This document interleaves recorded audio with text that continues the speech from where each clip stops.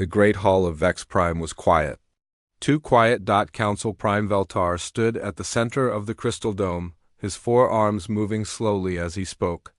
Around him, in rings that went up and up like a giant bowl, sat the representatives of 847 different species.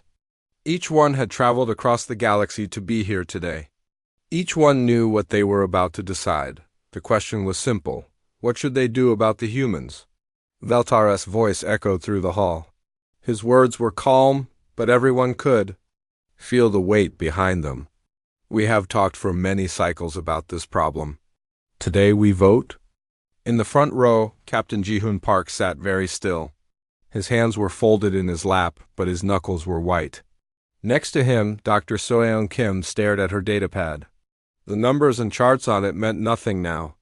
All the evidence, all the proof of what humans had done for the galaxy, none of it seemed to matter. Behind them, in the higher rings, the alien representatives whispered to each other. Some had tentacles that moved like dancing snakes.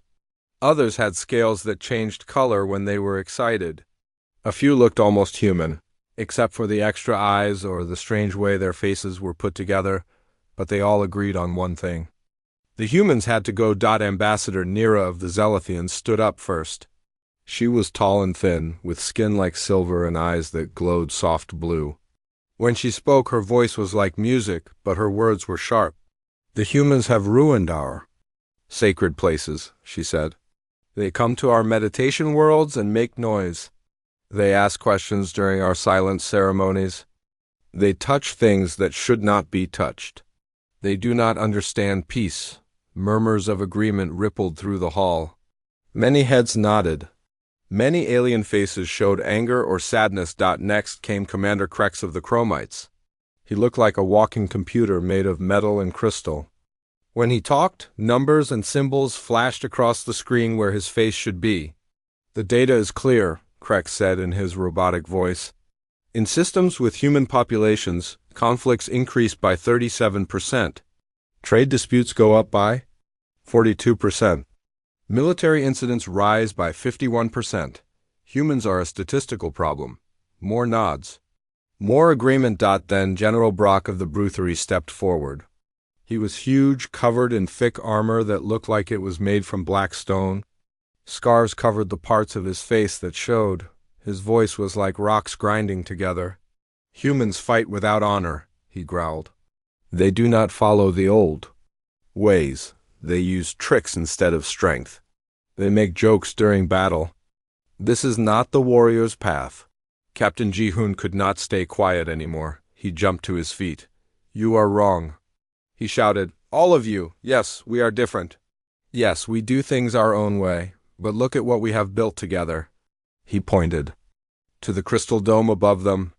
This station was designed by human engineers and Corvani architects working together. The food you eat comes from farms where humans and Zealothians share their knowledge. The medicine that saved billions during the Red Plague, that came from human doctors and Chromite computers working as a team. Dr. Soyeon stood up beside him. She held up her datapad. Our research shows that human-integrated systems are 23% more efficient. Human-trained emergency teams respond 40% faster to disasters. Human-influenced cultures show higher rates of innovation and— Enough! Veltar's voice boomed through the hall. His forearms spread wide. We have heard these arguments before. The question is not what humans have done. The question is what they will do. They are too unpredictable, too wild, too dangerous. The Zealothian ambassador nodded. They spread their chaos wherever they go. The Chromite commander's screen flashed red. Chaos cannot be calculated or controlled? The Bruthery general slammed his fist on his armrest. Chaos has no honor. One. By one, the representatives began to speak. The Vithrak complained that humans made their hive minds confused. The Galorian said humans made their crystal gardens grow in wrong directions. The Nephites claimed that human emotions made their empathic children sick. Captain Ji-hoon tried to answer each complaint, but there were too many. Dr. Soyeon showed them charts and graphs, but no one wanted to look. Every species had a story. about how humans had made their lives more difficult. Hours passed. The sun of Vex Prime moved across the crystal dome, making rainbow patterns on the walls. But the mood in the hall grew darker and darker. Finally, Veltar called for the vote. All those in favor of Resolution 2157, the Human Containment Protocol, raise your voting appendages. Around the hall, hands and tentacles and claws and wings rose into the air. Captain Ji-hoon watched in horror as more and more aliens voted against his species. The counting lights on the walls began to flash. 100, 200, 500. The numbers kept climbing. Dr. Soyeon grabbed Ji-hoon's arm. "This can't be happening," she whispered, but it was. 846 votes in favor. Only the strange, silent Void Watchers in the highest ring did not vote at all. They just sat there like statues, watching everything with their deep black eyes. "The motion passes," Veltar announced. His voice was calm, but there was something like sadness in it too. "The Dimensional Displacement Array is authorized for immediate activation." "No," Captain Ji-hoon shouted. "You can't do this. We are citizens of the galaxy. We have rights." But the guards were already moving. Not to arrest him? That would have been too crude for the council. Instead, they activated the great machine that had been built in secret over many years. The air in the hall began to shimmer. A low humming sound filled everyone's ears. Captain Ji-hoon felt a strange tingling in his skin. "Please," Dr. Soyeon said, her voice breaking. "Just give us a chance. Let us prove that we can change." Veltar looked down at her. For a moment, his alien face showed something that might have been regret. "I am sorry," he said. "But the galaxy has decided. It wants peace, it wants order, it wants predictability. And those are things that humans cannot give." The humming grew louder. The shimmer in the air grew brighter. Captain Ji-hoon reached for Dr. Soyeon's hand. All across the galaxy, the same thing was happening. On Earth, families eating dinner suddenly felt the strange tingling.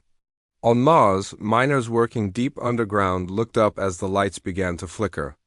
On the farming worlds, in the space stations, on the trading ships, 50 billion humans all felt the same thing at the same moment. The last thing Captain Ji-hoon saw was Veltar's face, watching him with those strange alien eyes. Then everything went white. When the light faded, the Great Hall was exactly the same as before.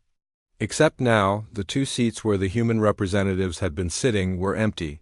Veltar looked around the hall. 846. Alien faces looked back at him. All of them seemed satisfied. All of them seemed proud. They had solved the human problem. The galaxy was finally at peace. 6 months had passed since the last human disappeared from the galaxy. Council Prime Veltar stood in his office. Looking at the reports on his desk, every single one brought good news. Trade disputes were down. Pirates' attacks had dropped to almost nothing. The meditation worlds were peaceful again. Even the war-loving Bruthery were fighting less. He smiled with satisfaction. The council had made the right choice. "Sir," his assistant called from the doorway. "Ambassador Taeyun is here for the meeting," Veltar nodded. "Send him in." "Ambassador." Taeyun walked into the office with confidence in his step. He was young for a Corvani, but he had proven himself smart and reliable. His two main arms carried data pads, while his smaller arms gestured as he spoke. "The numbers are wonderful, Council Prime," Taeyun said, placing the reports on the desk. "Crime is down 23% across all systems. Military conflicts have decreased by 37%. Even the Zealothians are reporting perfect meditation scores for the first time in 50 years.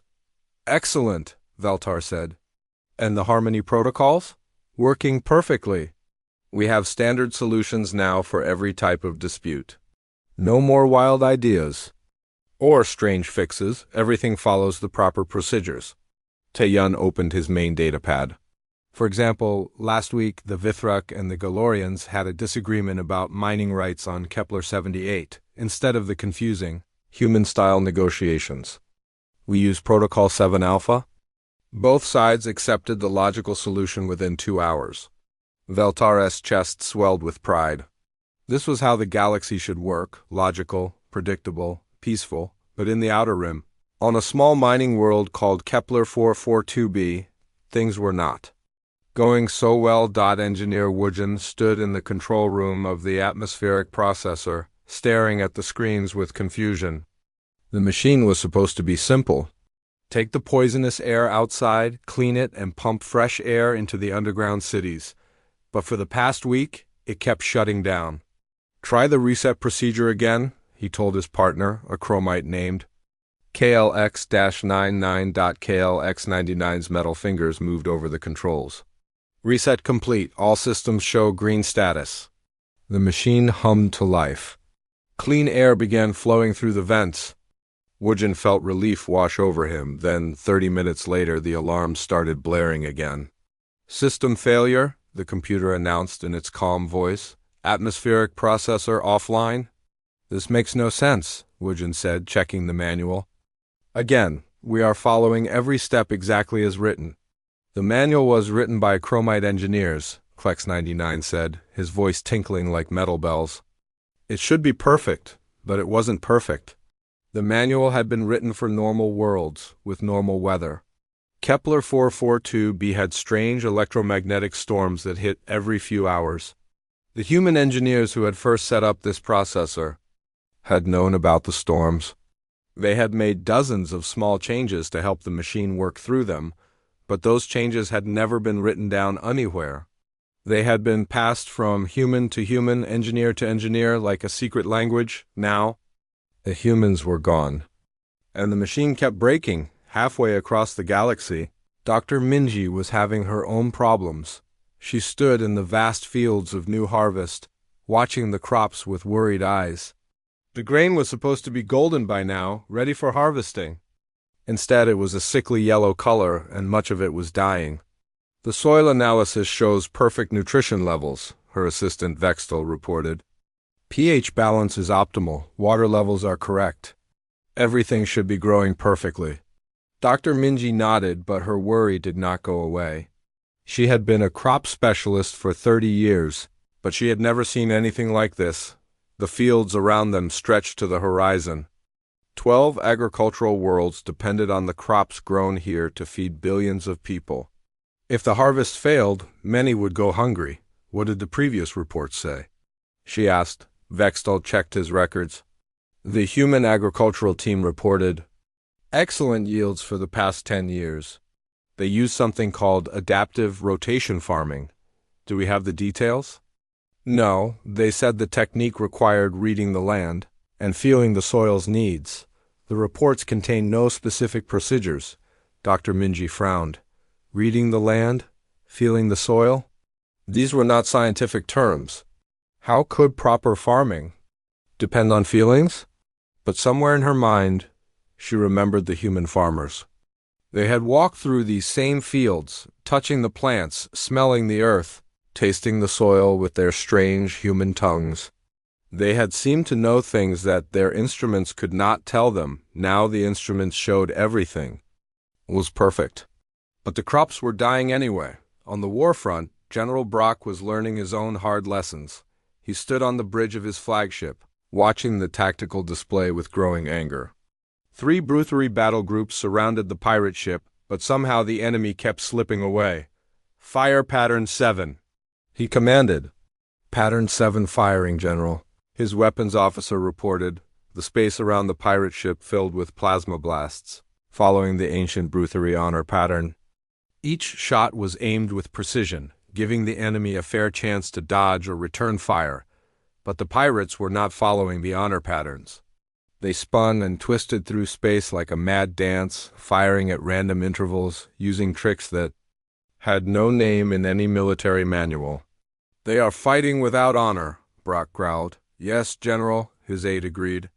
It is shameful, but they are also winning. This was the part that bothered Brock. In the old days, when humans had served as military advisors, the Bruthery fleets had been unbeatable. The humans had taught them strange new tactics, ways to be unpredictable, ways to think like the enemy. Instead of like honorable warriors, Brock had hated those lessons at the time. They went against everything the Bruthery believed in. But they had worked. Now, facing enemies who fought without honor, his honor-bound tactics were useless. The pirate ship disappeared into hyperspace, escaping once again, back on Vex Prime. Council Prime Veltar was reading his evening reports when the first request for help arrived. "Sir," Ambassador Taiyun said, his voice uncertain for the first time in months. "We have received a priority message from the Kepler 442b mining colony. Their atmospheric processors are failing. They request immediate technical assistance." "Send a chromite engineering team," Veltar said without looking up. "We did, sir, last week. The problems continue," Veltar frowned. "The chromites are the best engineers in the galaxy. If they cannot fix it, then the equipment must be defective." "The equipment is only 6 months old, sir." "Then send a larger team," Taiyun hesitated.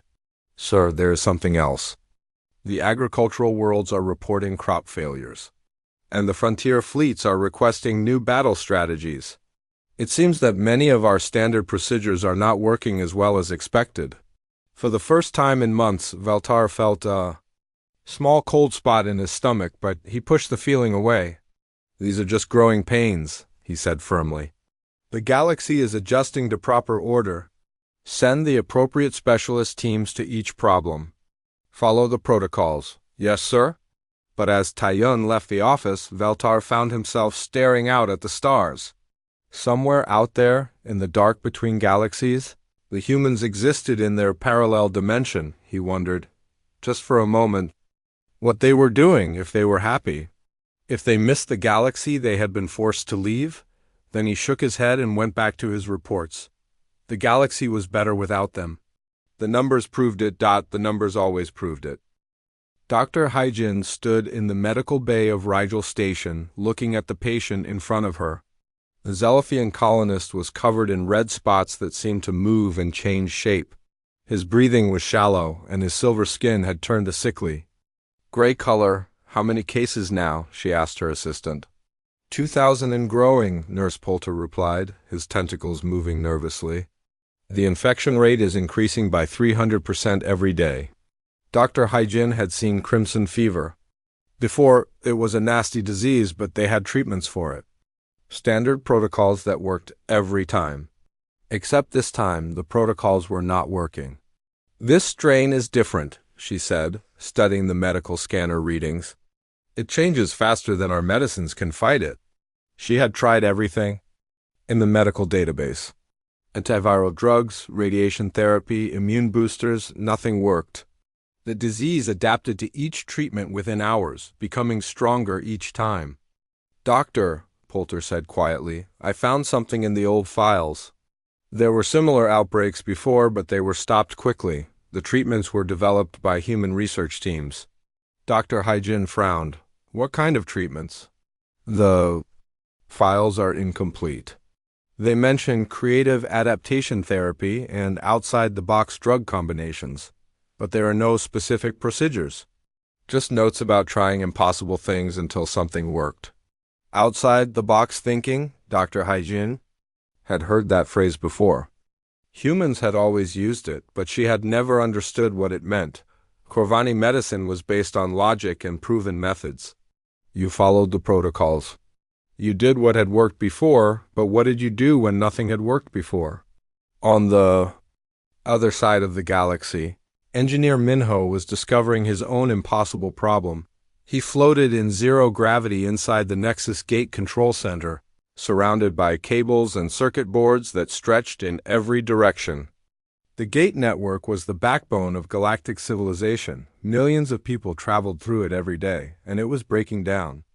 "Gate 47 is offline," his assistant Crix reported. The chromite's screen face showed scrolling error codes. "That makes 15 gates this week." "What does the diagnostic show?" "All systems within normal parameters. No mechanical failures detected. The gates simply stop working." Minho pulled himself through the maze of equipment to examine the main control panel. Everything looked perfect. The chromites had built this network to last for thousands of years. Every component was precisely engineered, every connection planned, down to the smallest detail, but there were other things here too. Small modifications that were not in any blueprint. Extra wires that ran in strange patterns. Tiny devices that had no official purpose. Crix, what are these modifications? The chromite screen flickered as he searched his databases. Unknown. They appear to have been added over the past 50 years by various maintenance teams. Which teams? Human teams, sir. Minho felt his stomach drop. The humans had been quietly modifying the gate network for decades, making thousands of tiny improvements that were never officially recorded. They had kept the aging system running through intuition and experience, not through protocols. Without them, the network was slowly dying. Far away on the frontier, Captain J1 was learning that some problems could not be solved with honor. His Bruthery battle fleet faced the largest Void Wraith attack in 50 years. Hundreds of pirate ships swarmed through space like angry insects, their black hulls absorbing light and scanner beams. All ships, attack formation 7. J1 commanded. His fleet moved into the traditional Bruthery battle pattern, a noble formation that had served them well for centuries.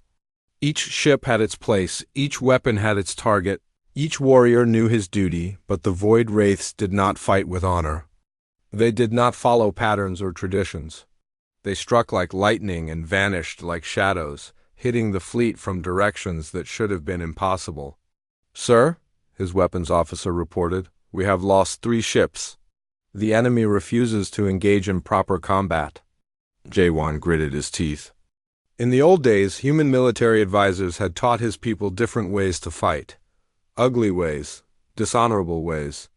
Ways that involved tricks and surprises and breaking all the rules of proper warfare. He had hated those lessons. But now, watching his ships burn while the pirates danced around them like ghosts, he finally understood why the humans had tried to teach them. Honor was beautiful, but survival was necessary. Sir? The communication officer's voice was urgent. We are receiving reports from across the sector. Void Wraith forces are attacking everywhere. Our traditional responses are failing. Back on Vex Prime, the crisis. Reports were piling up on Council Prime. Veltar's desk faster than he could read them. 23 systems had fallen to the Crimson Fever Plague. The Nexus Gate network was operating at only 60% capacity, stranding millions of travelers.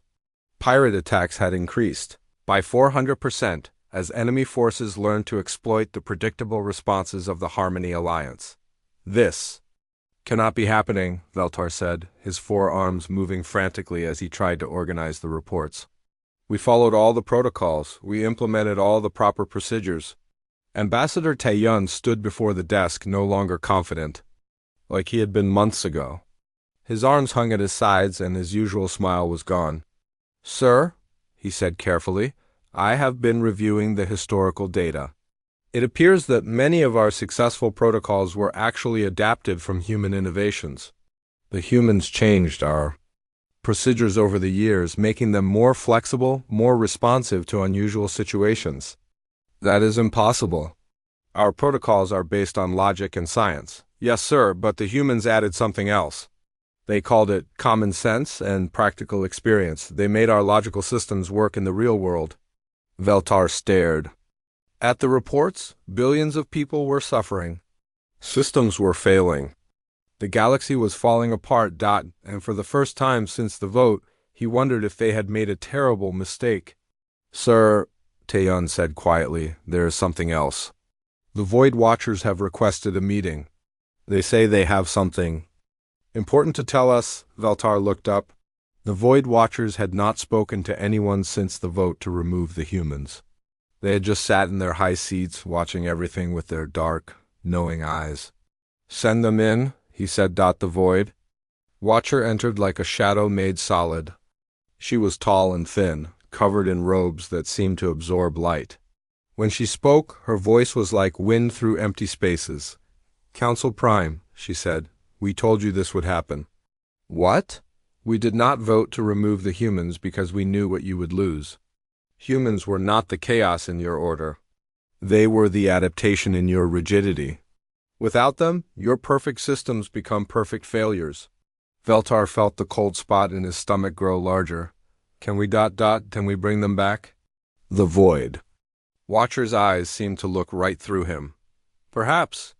But the window grows smaller every day. The dimension where you sent them is not stable. If you wait too long, they will be lost forever, and if they are lost, then your galaxy will follow them into darkness. 18 months after the displacement, the Galactic Harmony Council held its first emergency session since the human vote, the Great Crystal Dome of Vex. Prime looked different now, where once 847 species had gathered. In confidence, now only half that number remained. Many worlds were cut off by gate failures. Others were under quarantine due to plague. Some had simply stopped responding to Council communications. Council Prime Veltar stood at the center of the hall, but he no longer moved with his old confidence. His forearms hung at his sides as he addressed the remaining delegates. "Fellow councilors," he began, his voice echoing in the half-empty chamber, "we face a crisis unlike any in galactic history." The statistics were devastating. 67 systems isolated by gate failures. 156 systems under siege by various pirate factions. 230 systems affected by diseases that would not respond to standard treatments. "Our protocols are failing," Veltar continued, the words difficult to speak. "Our perfect systems are not perfect enough." Ambassador Nira of the Zaluthians stood up. The graceful being who had once spoken so confidently against human chaos now looked tired and worried. "My meditation worlds are in panic," she said. "The refugees from the plague systems are overwhelming our facilities. We need solutions, not procedures." Commander Krex of the Chromites flickered to life. His screen face showed error messages instead of his usual data displays. "Logical analysis indicates system-wide cascade failure within 6 months," he announced. "Current trajectory leads to total civilization collapse." General Brock of the Bruthery slammed his armored fist on his chair. "The pirates are winning. Our honorable tactics mean nothing against enemies who have no honor." Other voices joined in. The Vithrek complained that their hive minds were becoming confused without the creative chaos that humans had provided. The Galorians reported that their crystal cities were growing in broken patterns. The Nephites said their empathic children were sensing the growing despair across the galaxy. For the first time in over a year, the Void Watcher delegate stood up. "You finally understand, Scientist Son," he said, her voice cutting through the chaos. "Humans were never your problem. They were your solution." All eyes turned to her. The Void Watchers had remained silent since the displacement vote, watching everything with their mysterious dark eyes. "We study the patterns of the universe," Sunhee continued. "Order and chaos, structure and adaptation, logic and intuition. Every stable system needs both. You removed one half and expected the other half to work alone." "But humans were unpredictable," Veltar protested. "They caused conflicts, they broke protocols, they adapted," Sunhee interrupted. "When your rigid systems failed, they found new ways. When your protocols could not handle unusual situations, they created solutions that had never existed before. You called it chaos, we call it survival." The hall fell silent. Finally, Ambassador Taeyun spoke up. "Can we bring them back?" Sunhee's expression darkened. "Perhaps, but the task will not be simple. The dimensional displacement array destroyed its own navigation logs for security. We must locate the parallel dimension where the humans were sent." "How long will that take?" Veltar asked.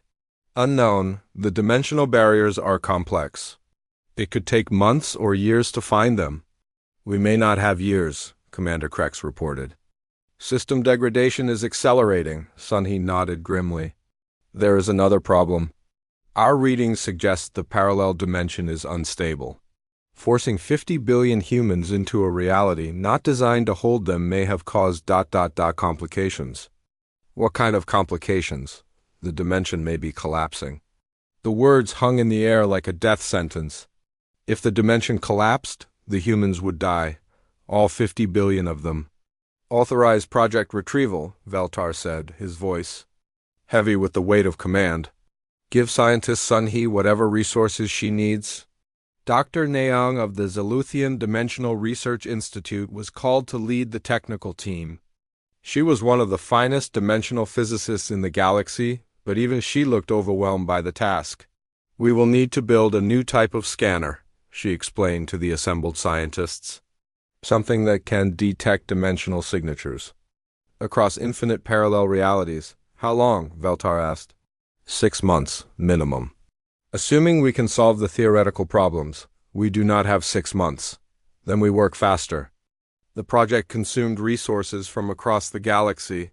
Scientists who should have been working on the plague were reassigned to dimensional research. Engineers who should have been fixing the gate network were building scanning equipment.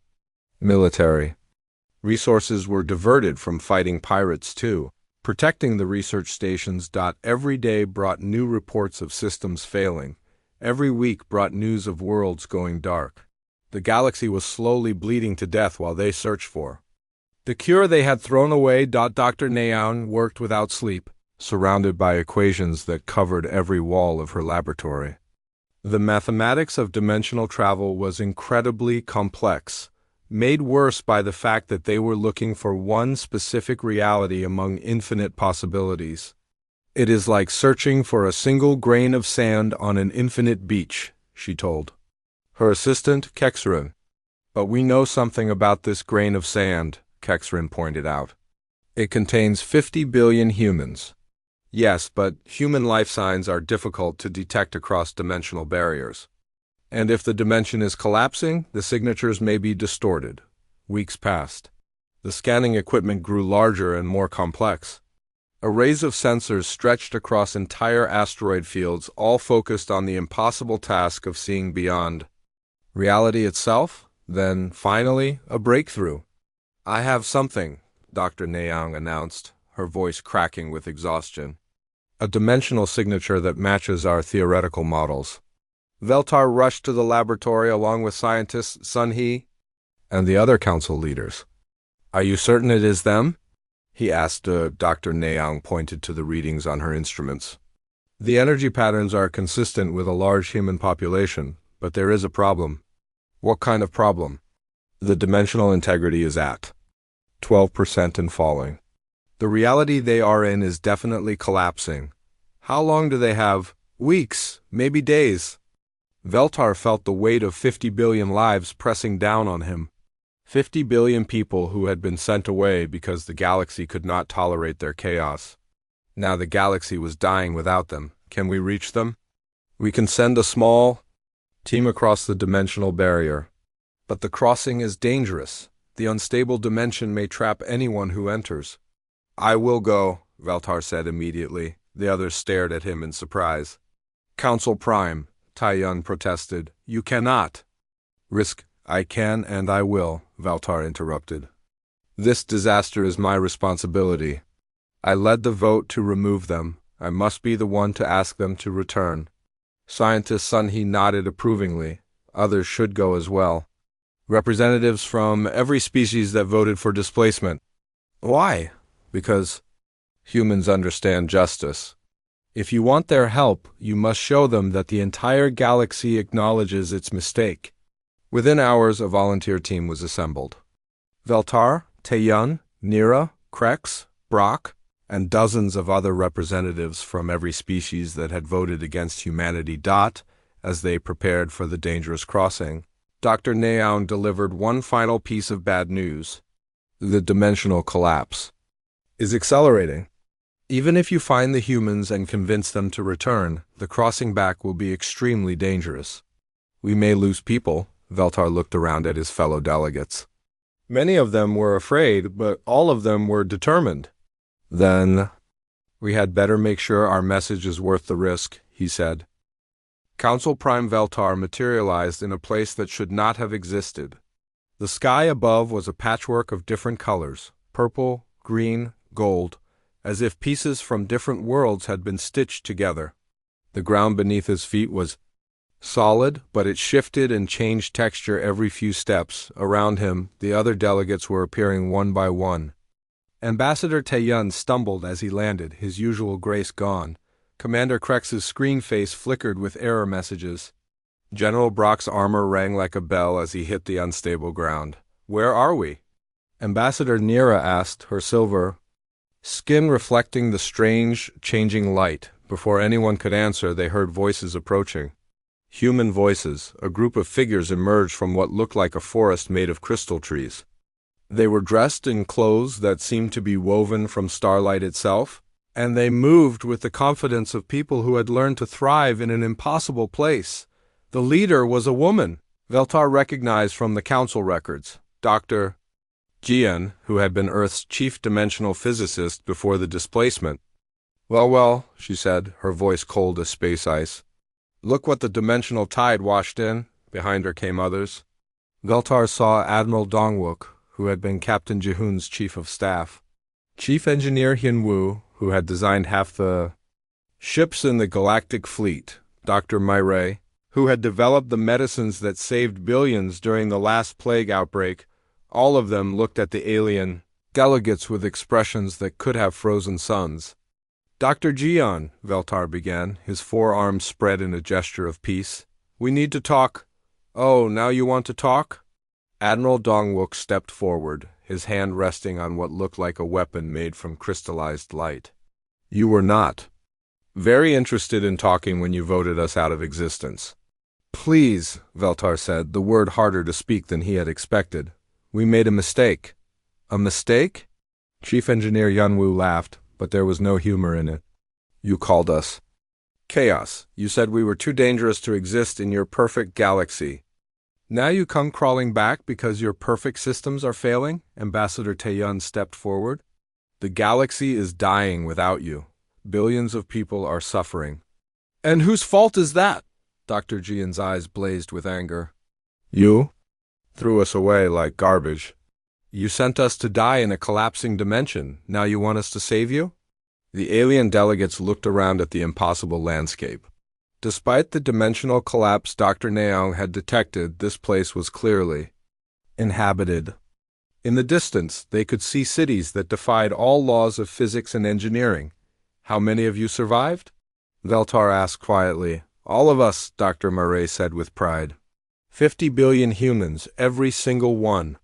We built new cities from the fragments of broken reality. We learned to eat starlight and drink liquid time. We did what humans always do. We adapted.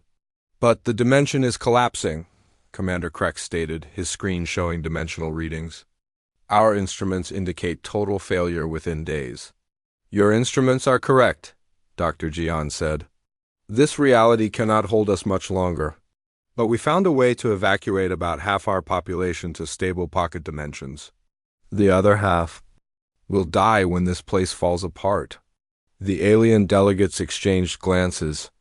Even in the face of death, the humans had found solutions their advanced science had missed.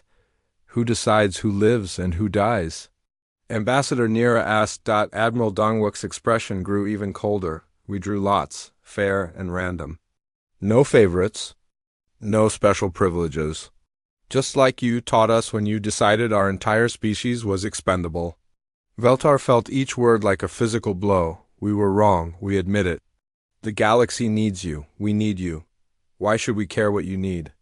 Chief Engineer Yunwoo demanded. You made it clear that the galaxy was better without us. Because you are better than we are, Veltar said, the admission painful but necessary. We came here expecting to find chaos and destruction. Instead, we find cities and civilization. We threw you into an impossible situation, and you made it work. Dr. Jian studied the alien delegates with calculating eyes. Even if we wanted to help you, and I'm not saying we do, the return trip is dangerous. The dimensional barriers are failing. We might be able to get some of our people back to your reality, but not all of them. How many? Taeyun asked. Maybe 25 billion? Maybe less? The rest would have to stay behind and die with this dimension. Silence fell over both groups. The aliens had come hoping to save their galaxy by rescuing the humans. Now they were being asked to participate in choosing which humans would live and which would die. There has to be another way, Veltar said desperately. Dr. Jian exchanged glances with the other human leaders. Some kind of silent communication passed between them. There might be, she said finally. But it would require your help. And it has never been attempted before. What kind of help? We could try to stabilize the collapsing dimension while evacuating everyone. It would mean combining our human intuition with your alien technology, working together instead of separately. Admiral Dongwook frowned. Jian, that plan has a 99.7% chance of failure. So did building cities in a collapsing dimension, she replied. So did keeping 50 billion people alive in a place that was not designed to hold them. Humans do not do the probable, we do the necessary. Chief Engineer Hyunwoo nodded slowly. It could work? We would need the Corvani power systems, the chromite calculations, the Bruthery courage, and the Zealothian precision, all working together with human coordination and adaptation. And if it fails? General Brock asked. If it fails, we all die together, Dr. Jian said simply. Humans and aliens alike. But if it works, we all live together. Veltar looked around at his fellow delegates. They had come here to beg for salvation. Now they were being offered a chance to earn it. What do you need us to do? He asked, Doctor. Jian smiled for the first time since they had arrived. It was not a warm smile, but it was a real one. First, she said, you need to learn how to take orders from humans. The work began immediately. In the crystal cities of the collapsing dimension, humans and aliens worked side by side for the first time in over a year. The sight would have been impossible to imagine during the council votes, Corvani engineers, following instructions from human supervisors, chromite computers running calculations designed by human intuition, Bruthery warriors protecting evacuation sites under human command. Dr. Jian stood at the center of the main coordination hub, surrounded by holographic displays that showed the dimension's collapse in real time. The readings were terrifying. Reality itself was breaking apart like a cracking eggshell. How much time do we have? Admiral Dongwook asked. 6 hours, maybe 7, Chief Engineer Hyunwoo replied, his hands dancing over controls that combined human improvisation with alien technology. The dimensional walls are failing faster than we calculated. Veltar worked beside them, his 4 arms operating Corvani power systems under Hyunwoo's direction. It felt strange to take orders instead of giving them, but he was beginning to understand why the humans had always seemed so adaptable. They focused on solving problems instead of following protocols. Council Prime, Hyunwoo said, I need you to reroute power through the tertiary circuits. But that violates Safety Protocol 7, Veltar protested automatically. Safety Protocol 7 was designed for normal space, Hyunwoo explained patiently. We are not in normal space. We are in a reality that should not exist, trying to save people who should not be alive, using technology that should not work. Forget your protocols. Trust your judgment. Veltar hesitated, then made the power reroute. The systems hummed with energy that felt different from anything he had experienced before. Across the coordination center, other unlikely partnerships were forming. Ambassador Taeyun worked with Dr. Mireille, his diplomatic precision combining with her medical intuition to coordinate the evacuation of the wounded.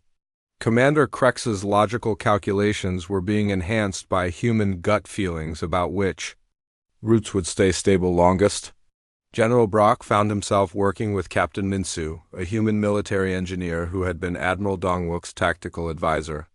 At first, the Bruthery general had resisted taking suggestions from someone he still considered dishonorable. Your plan makes no sense, Brock grumbled as they positioned dimensional stabilizers around the evacuation zone. There is no pattern, no structure, no honor in these tactics.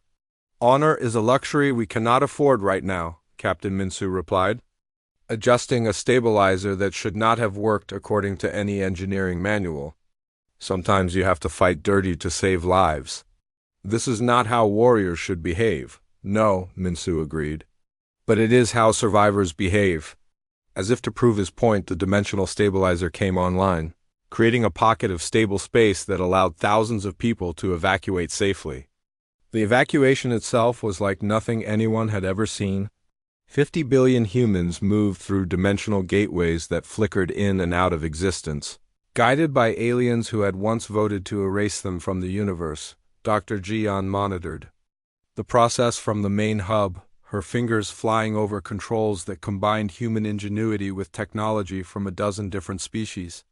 Ambassador Nira worked beside her, the graceful Zelothian's precision helping to maintain the delicate balance needed to keep the gateway stable. "The evacuation is proceeding faster than calculated," Nira reported, her voice showing surprised respect. "Your coordination methods are remarkably efficient." "Chaos has its own kind of order," Dr. Jian replied, making an adjustment that saved a gateway from collapse. "You just have to learn to see the patterns." But even as billions of people moved to safety, the dimension continued to fall apart around them. Chunks of reality began disappearing into nothingness. The crystal cities started to crack and crumble. "We are running out of time," Admiral Dongwook announced. "The dimensional core is destabilizing. We have maybe an hour before total collapse." "How many people are still here?" Veltar asked. 8 billion, Chief Engineer Hyunwoo replied grimly. "And the evacuation rate is slowing as the gateways become less stable." Dr. Jian stared at the readings, her mind racing through possibilities. That would have been impossible for any single species to consider. Human creativity, Corvani power, chromite calculation, Bruthery determination, Zelothian precision. Somehow they had to combine all of it into a solution that had never been tried before. "I have an idea," she said finally. "But it is going to require everyone to trust me completely." "What kind of idea?" Veltar asked. "We stop trying to evacuate people through the failing gateways. Instead, we bring the entire dimension back with us." The control room fell silent. Even Admiral Dongwook looked stunned. "That is impossible," Commander Krex stated. "A collapsing dimension cannot be moved." "A collapsing dimension cannot be moved using normal methods," Dr. Jian corrected. "But we are not using normal methods. We are using human methods," she began explaining her plan. It involved using the Corvani power systems to create a dimensional bubble, the chromite computers to calculate the transition mathematics, the Bruthery, courage to hold the system together against impossible odds, and the Zelothian precision to guide the entire process. "The failure rate is 99.9%, Commander Krex calculated. "I know," Dr. Jian said calmly. "But the success rate is 0.1%. And 0.1% is better than 0.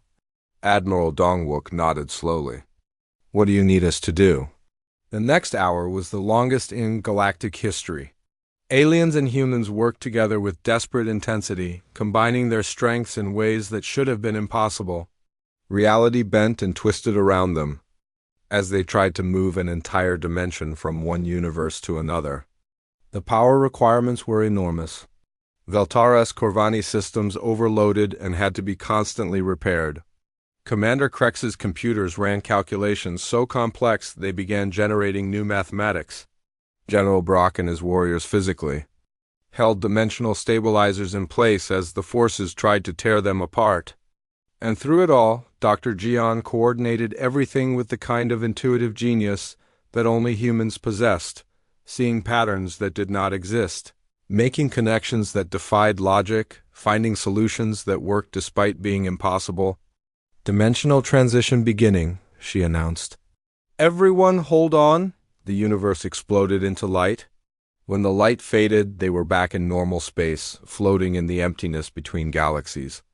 Around them, the rescued dimension had become a stable pocket reality, a new home for the humans who had been displaced. But more importantly, 50 billion humans were alive. All of them. "Impossible?" Commander Krex stated, his screen flickering with amazement. "Impossible is just another word for something no one has figured out how to do yet," Dr. Jian replied, exhaustion and triumph mixing in her voice. The return to the galaxy was different from the displacement. This time, the humans came back. As partners, not refugees. The Adaptive Alliance was formed within days, a new government structure that combined the best of both human creativity and alien expertise. Veltar found himself working as a regional coordinator under the joint leadership of Admiral Dongwook and a multi-species council. It was a humbling experience, but also a rewarding one. For the first time in his life, he was part of something that truly worked. The galaxy healed quickly. The Crimson Fever plague was contained within weeks using hybrid human-alien medicine. Chief Engineer Hyanwu's teams restored gate functionality with creative solutions that no single species could have developed. Human military advisors taught alien fleets to be unpredictable, leading to decisive victories against the Void Wraiths. But the most important change was not in the technology or the tactics. It was in the understanding. Dr. Soyeon Kim stood in the restored gardens of the meditation worlds, watching a group of mixed-species children play a game that combined brutally honor combat with human improvisation. Nearby, Zelithian monks practiced meditation techniques that had been enhanced by human emotional insights. A small plaque beside the garden path read, "In memory of the Great Displacement, when the galaxy learned that harmony is not the absence of chaos, but the wisdom to dance with it." As she watched the children laugh and play, Dr. Soyeon smiled. The galaxy had tried to remove its chaos and nearly destroyed itself in the process. Now it was learning that chaos and order were not enemies, but partners in the dance of life. And for the first time in over a year, the galaxy was truly at peace.